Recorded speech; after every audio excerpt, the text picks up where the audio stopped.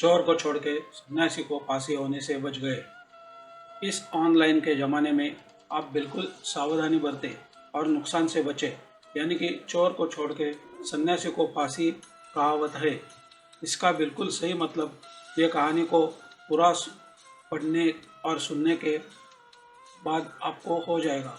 यातायात उल्लंघनकर्ताओं के खिलाफ कार्रवाई करने के उद्देश्य से चौराहों के साथ साथ प्रमुख राजमार्गों पर कैमरे लगाए गए हैं, लेकिन यह भी अक्सर अनुभव किया जाता है कि यह कितना सटीक है या इसके कार्यान्वयनकर्ता या जांचकर्ता इसे कितनी सटीक रूप से करते हैं। मैं यहाँ अपने अनुभव को एक कहानी के रूप में साझा कर रहा हूँ ताकि हर कोई जान सके। एक बार मैं अपनी कार से मुंबई से एक्सप्रेसवे से पुणे आ रहा था। पुणे के रास्ते में तलेगांव टोल प्लाजा के बगल में एक पुलिस चेक पोस्ट है। टोल प्लाजा के सामने पुलिस हाथों में मोबाइल फ़ोन लेकर सड़क पर खड़ी रहती है और गाड़ी के टोल प्लाजा से निकलने के बाद अपने मोबाइल में देखते हैं और नियम तोड़ने पर गाड़ी को साइड में ले जाने के लिए कहते हैं।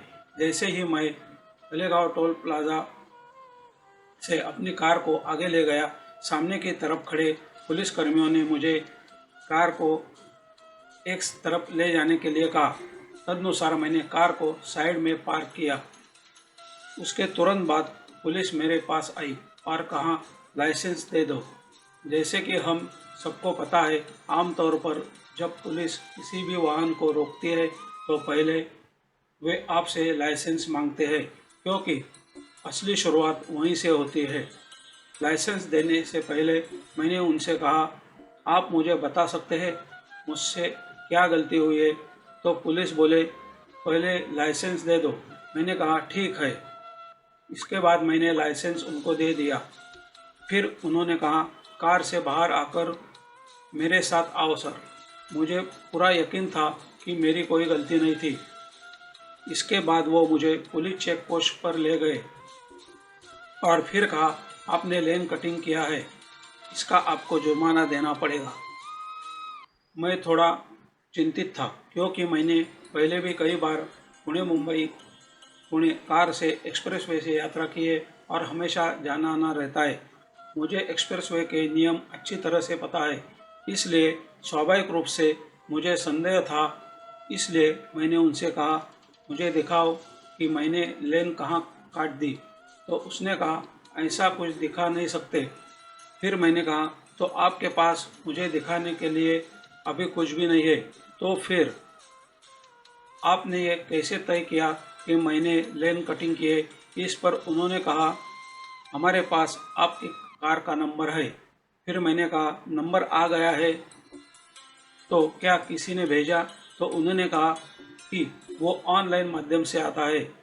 फिर मैंने कहा, ठीक है, अगर आपके पास मेरी कार का ऑनलाइन नंबर आया है तो आप मुझे दिखाए कि नंबर मेरी ही कार का है। आपके साहब कहाँ हैं? उनसे मुझे इस बारे में बात करनी है।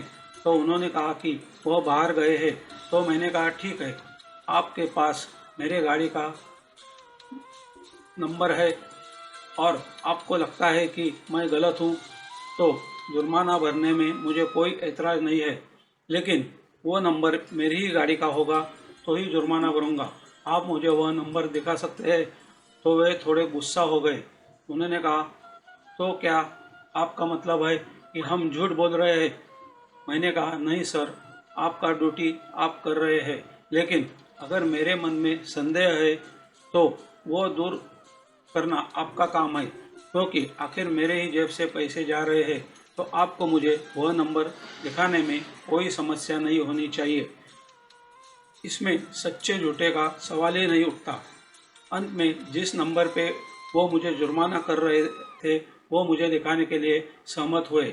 उसने मुझे अपने मोबाइल फ़ोन पर नंबर दिखाया तो मैं चौंक गया और मुझे आश्चर्य भी हुआ, क्योंकि जिस कार को वे पकड़ना चाहते थे वो मेरी कार नहीं थी। उधर तो नंबर दिखाई दे रहा था, वो था MS12AU, आगे 4 डिजिट सेम। तो यह नंबर की गाड़ी को रोक के जुर्माना करना चाहिए था, लेकिन उन्होंने क्या किया, उसके बजाय MH12FU आगे 4 डिजिट से मेरी गाड़ी को बिना वजह रोका और मुझे जुर्माना भरने को कह रहे थे, जबकि वो गलती मैंने की ही नहीं। मैंने इस बात को उनके ध्यान में लाया। इससे पता चलता है कि अगर मैंने उन्हें नंबर दिखाने की जिद नहीं की होती तो वे मुझसे जुर्माना वसूलते, जबकि मैंने कोई गलती नहीं की थी। यानी उनकी गलती की वजह से मैंने न सिर्फ अपना समय गंवाया, बल्कि असली चोर को छोड़कर सन्यासी को फांसी पर लटकाने चले थे। तो ये बात बिल्कुल सही है कि यातायात उल्लंघनकर्ताओं के खिलाफ कार्रवाई करने के उद्देश्य से चौराहों के साथ साथ प्रमुख राजमार्गों पर कैमरे लगाए गए हैं, लेकिन यह कितना सटीक है या इसके कार्यान्वयनकर्ता या जांचकर्ता इसे कितनी सटीक रूप से करते हैं, गलती किसकी और सज़ा किसको मिल रही थी, उन चीज़ों में से एक जिसने मुझे सोचने पर मजबूर किया। अगर सचमुच मेरे हाथ से गलती से लेन कटिंग होती और इसके लिए सिर्फ मैं उनको सॉरी बोलता, तो क्या सॉरी बोलने के बाद पुलिस मुझे छोड़ देती? तो इसका जवाब कोई भी कभी नहीं छोड़ती, ऐसा ही दे देता। ये मेरा अनुभव मैं यहाँ पे कहानी के रूप में साझा कर रहा हूँ, ताकि गलती किसी से भी हो सकती है और इस ऑनलाइन के ज़माने में आप बिल्कुल सावधानी बरतें और आपका नुकसान ना हो, यानी कि चोर छोड़ के सन्यासी को फांसी ना हो।